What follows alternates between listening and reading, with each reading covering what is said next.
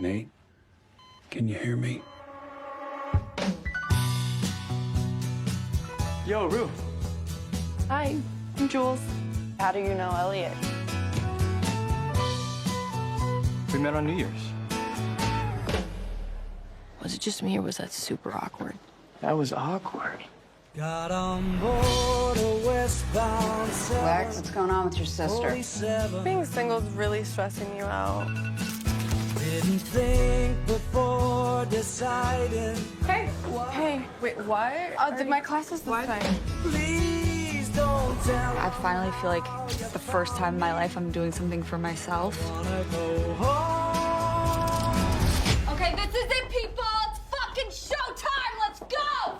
Seems it never rains in Southern California. I get it. Our country's dark Sorry I didn't hear you, bitch. and fucked up. And people just want to find hope. Unfortunately, I'm not it.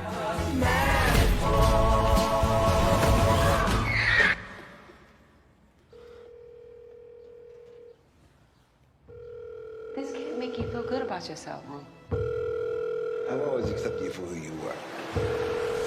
You're going through hell, aren't you? What if we could go back to the beginning?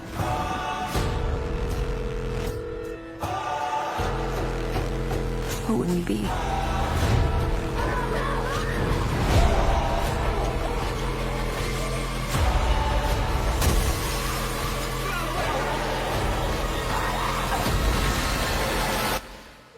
Where would things go?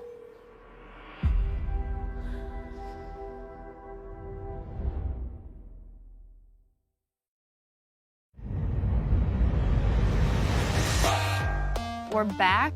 It's been a very, very long time, but I think that long time was good for Euphoria. It allowed us to develop a sense of evolution for the show. There was so much pressure to live up to, I think, what the first season delivered and what it emotionally meant to so many people. How do we create a new thing for season 2? And action. The biggest fear was that we were going to go back and do the same thing. So despite, you know, kind of how popular the look of Euphoria was, I wanted to create something that still had the heart and soul of Euphoria, but it looks different and it feels different. If season 1 was sort of a house party at 2 a.m., season 2 should feel like 5 a.m., way past the point in which everyone should have gone home. Do I know you? You're the girl I met on New Year's Eve, standing in line for the bathroom.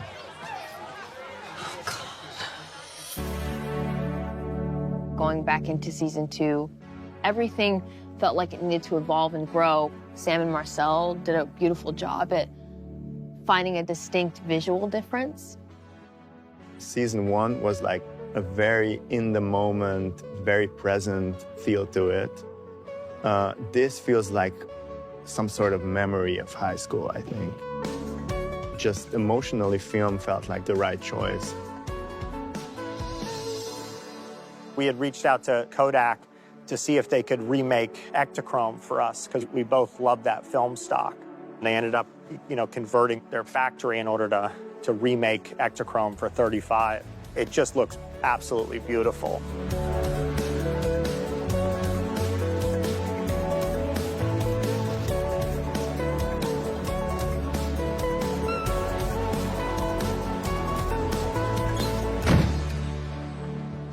Hey, I just spoke to your daddy.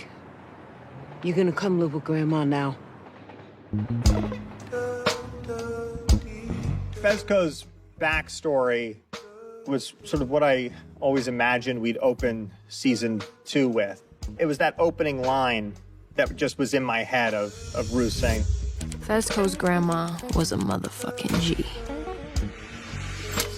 Super excited reading the whole backstory and all that and seeing it come to life. It was a trip, you know, they got the little mini-me and all that, so yeah, that was really cool to see. So, Fezco has such a humanity to him as a character. So it serves as a pretty interesting juxtaposition to see how he came up, what his relationship is to what he does for a living, and just the kind of emotional toll that it may or may not take. Sometimes good people are forced to do bad things, you get what I'm saying?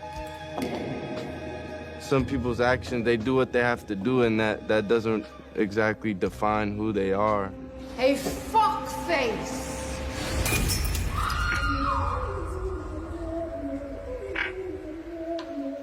Shooting the party remind me of the pilot a little bit. The energy is just like really high and intense. We were all in this one location, extras everywhere, and that's sort of what makes it fun. New Year's, there's something that always feels ominous about that countdown, the wish or the hope that the new year is going to be different. You know, we tried to sort of approach it with that tension, what we know Rue's going through, Jules, Cassie, Maddie, Nate.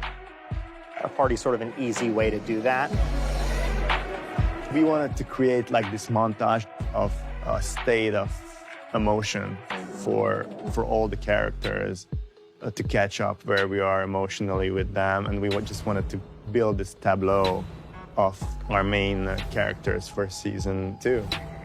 We came up with this idea of telling it almost in these sort of snapshots, these portraits, these fleeting moments. And so we killed all the lights and, you know, put this giant, 20K, spotlight on that we would just flash for a second. It's almost as if you're going back and looking at photos and you came across a shot of someone at a party. Jules? Cut it! We cut there, cut. It was important to have Rue and Jules get back together right at the top of the season because, essentially what Rue's always wished for is a relationship with Jules and the ability to do drugs at the same time. And so I figured, well, why not just give her everything she says she needs and then see how it turns out for her? I just really missed you.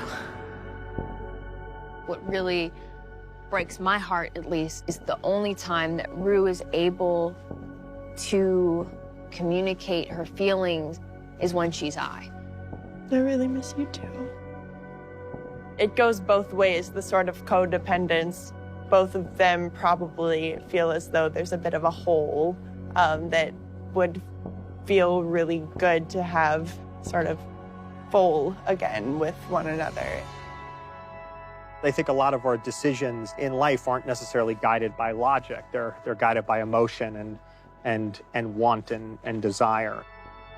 My hope for the audience is that they've been through it with these characters and that they love them all despite their faults and flaws, and that they're excited about what happens next.